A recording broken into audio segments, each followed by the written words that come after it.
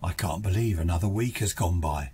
Hi, it's me, Ray, with another podcast episode. Don't know where the time's going. Before I go any further, just like to say thank you to Ray and Liz for their ideas. You know, I'm always saying, if you've got any ideas for future episodes, let me know. Well, Ray and Liz have emailed me with a couple of ideas that I've made a note of. So we'll look forward to those in the future.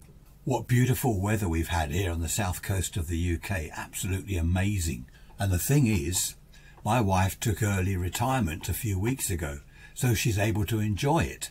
Now, I work from home, as I've said before, only part-time now. I don't work 9 till 5 every day. But she took early retirement, and she's really enjoying the weather, pottering about in the garden, relaxing. Did you ever see that hyacinth bouquet, what was it, Keeping Up Appearances? She's married to Richard, and he took early retirement. She said, "Oh, Richard, it'll be lovely. We'll be together all day, every day." And his face really summed it up. Yes, dear, early retirement. And it went on through the whole episode about his early retirement. Now, the first Monday that my wife didn't have to go to work, it was great. I took the week off, and it was brilliant. We pottered about. We did things together that we wouldn't normally have done during the week, and it was fantastic. After about a month, Monday morning came round and she said, "Oh, no work." Now, my routine was disappearing.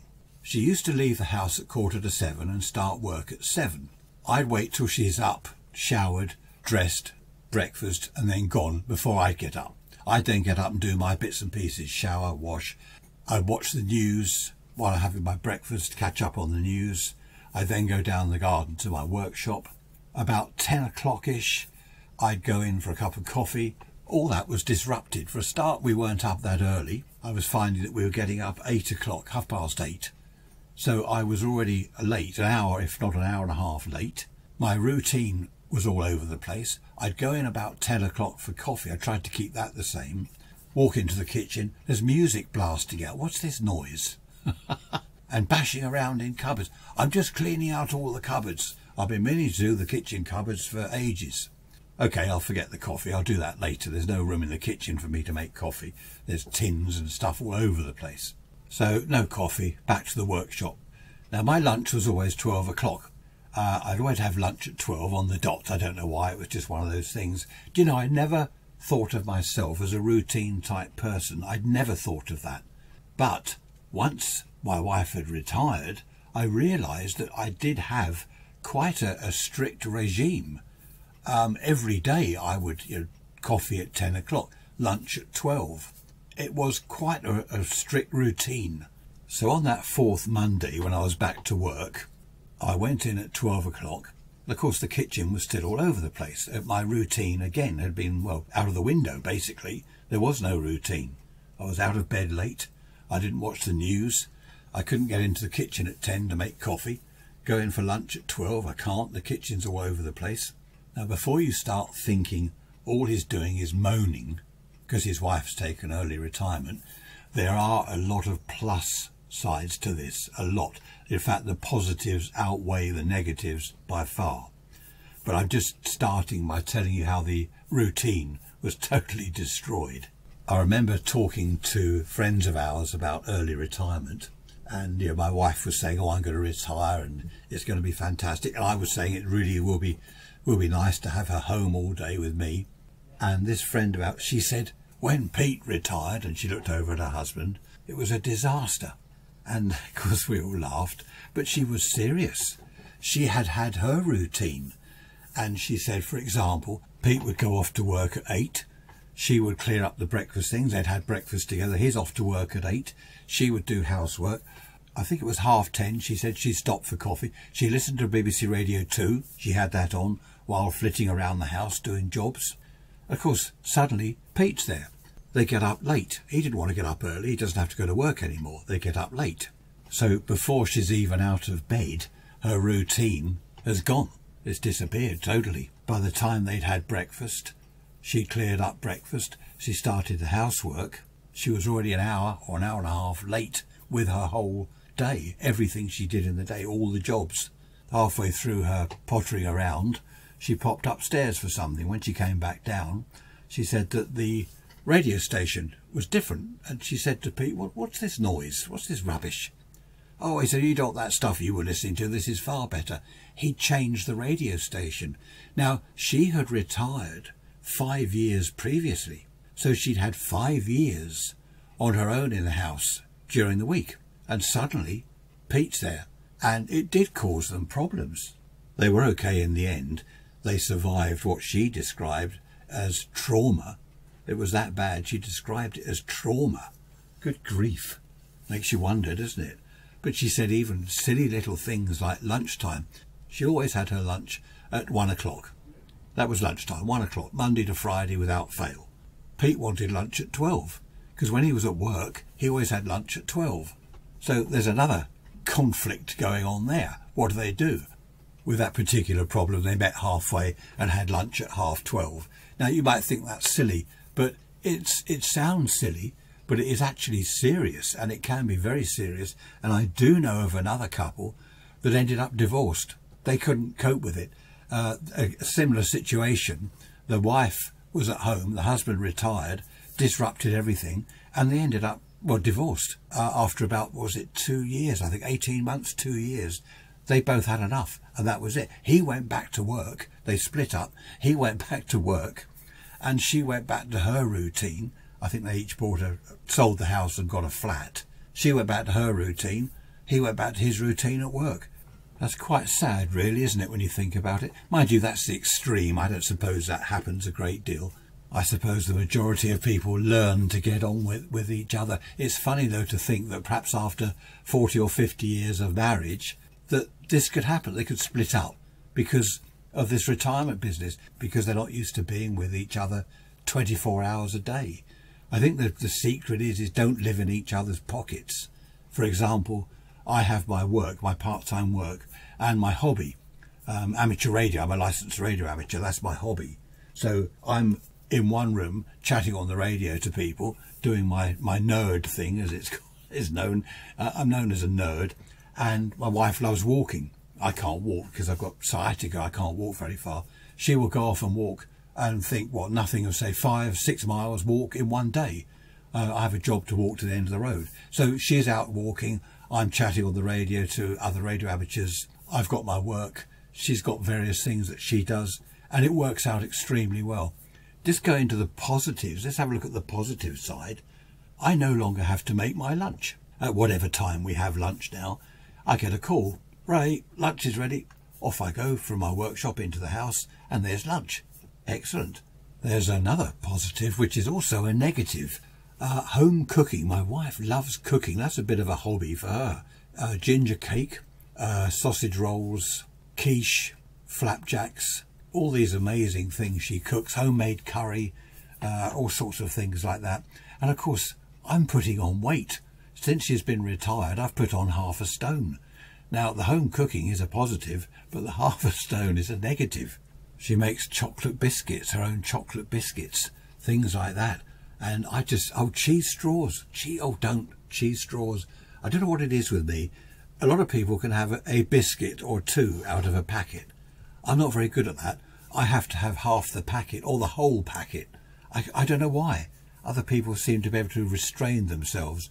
I just have to pig out. I don't know what it is. There's something within me that just makes me want to eat the whole packet of biscuits. It's not as bad as I make out, really. She does try and hide things. She freezes things, quiche, stuff like that. She'll make a whole load of them and then freeze them. Homemade scones, with jam. Don't. She'll freeze the scones. She won't leave them all out because I'll be down at 2 in the morning having a midnight feast. A midnight feast really should be a midnight, but say a 2 o'clock feast. So there we are. There are a lot of other positives. We've been popping up the hill for lunch. Behind where we live, we've got the South Downs. We'll drive up there, have a spot of lunch, only for an hour or two. It's just nice to get out, look over the sea. We can see the Isle of Wight from up the hill, which is nice. A lot of positives. We're doing more things in the garden together. As I said earlier, the secret is don't get into each other's pockets. Realise that you're individuals and each do your own thing. There are times of the day we don't see each other for, say, 2 or 3 hours. I'm busy, she's busy somewhere else. We're both at home. but we don't see each other for a couple of hours or maybe more. I'm reminded of a Sherlock Holmes episode. There was Holmes, Watson and Mrs. Hudson. Mrs. Hudson was clearing away the breakfast things, I believe, in Holmes's room, and she was in his way. And he said, "Mrs. Hudson, you're always underfoot." I remember that. I like that, always underfoot. I think that's what can happen, with people if they're both at home all the time. They're going to be in each other's way. They're going to be underfoot. A good expression, that. That doesn't happen with us because we're always busy. But people that haven't perhaps got hobbies, they're sort of always together. I know one couple, he follows her around. She goes upstairs, he follows. She goes into the garden, he follows. I've seen that for myself, and it annoys her. I can understand that. It's like having a shadow following you all the time, wherever you go. And even when she pops into the loo, he's saying, "All right, what are you doing? How long are you going to be in there?" I remember we were round there once, and she was saying, I can't even read my books anymore since he's retired. And she explained that she used to like reading books, and what she would do after lunch, only for an hour, say between 1 and 2, she'd settle down with her book and have a good read for an hour. Of course, he kept interrupting her. "What's that book? I thought you'd read that one. What page you on now? How long you got to go?" And she said that in the end she just gave up reading. Same with music. She used to like certain music. He didn't like it. I remember her also saying, now this was nothing to do with early retirement, during the evenings she wasn't allowed to watch anything on TV. She had to watch what he wanted to watch. Now that's totally unfair. I know this has nothing to do with retirement. We were talking about TV when we saw them once, and my wife said, "Oh, did you see whatever it was on telly last night?" "Oh no," she said, "I'm not allowed to watch that. He doesn't want to watch that, so we don't. We have to watch what he wants to watch." And I thought that was totally unfair. I mean, obviously I didn't say anything, none of my business, but a relationship is give and take, isn't it? As I said, that's nothing to do with retirement. That's just the way they were. I mean, if my wife wants to watch something on telly that I don't like, well, I'll keep out of the way. I'll either watch it with her or I'll keep out of the way. I think that's the way to do it. I certainly wouldn't say, well, you're not allowed to watch something. When she was at work, she used to meet up perhaps once a month with her work colleagues. They'd all go out for a meal. I didn't go. It was just the people from her office, and they'd all meet up. I didn't have a problem with that. In fact, I was the taxi. I'd pick various people up from their houses, take them to the restaurant, pick them all up later, 11 o'clock, midnight, or whatever time it was. I didn't have a problem with that. And she'll still be doing that once we've got this lockdown over. Once we're allowed to go out and mix with people again, she'll still be meeting her friends, her old work colleagues, and I'll probably still be the taxi driver. And that's what I mean. It's give and take. I certainly wouldn't say we are not allowed to go out. I know one or two husbands that are like that, and well, as I said, totally unfair. You've probably heard people say, "Oh, I don't know how I ever had time to go to work." Once they're retired, they kept busy. Just can't think how they ever had the time to go to work. There's so much to do in and around the house, the garden. And it's the same with us. We never, although I work part-time, we never sit around bored. Someone said to my wife recently, "What do you do all day? Aren't you bored?" "I could never retire. I just get bored sitting in an armchair all day." We both laughed. Sitting in an armchair all day? There's not enough time. There's not enough hours in the day. We've been up the downs for picnics and lunch. We potter around in the garden together. There's all sorts to do. Even though I'm still working part-time, there's all sorts to do. I can't see that even without my hobby, even without my part-time work, I still wouldn't be bored. As I said earlier, we're still in the lockdown, but we want to go to the Bluebell Railway. We've not been up there for, 2 or 3 years. There's Amberley Working Museum. We spend quite a lot of time there. We have a couple of holidays in the Isle of Wight each year. Sadly, they're both cancelled this year. Well, postponed till next year. We have weekends away. There's just so much going on all the time. It's amazing. I think also what helps, we've always been a team. For example, we put up a trellis in the garden the other day for clematis to grow, to hide the sheds, a sort of a screen. It's going to look rather nice. Now, because of my bad leg, we dug the holes together for the posts. It wasn't all down to me. We're working as a team. So then we're lining up the posts and putting in the concrete. We did it together. So there we are. Early retirement. Is it a good or a bad thing? I think it's what you make it. I think it's down to individual couples. If a couple doesn't get on, if they've never got on together, then early retirement, or any retirement, will probably make things a lot worse. If they've always got on well, as in our case, it'll make things a lot better because you're spending more time together. There we are. Hope you've enjoyed this episode. Look out for another one next Sunday. Hope this weather continues. It's been absolutely wonderful. I'm now going to go outside and relax in the garden with my wife because it's nearly lunchtime, so we'll have lunch al fresco on the patio. Thanks for listening as always. See you next time. Bye bye for now.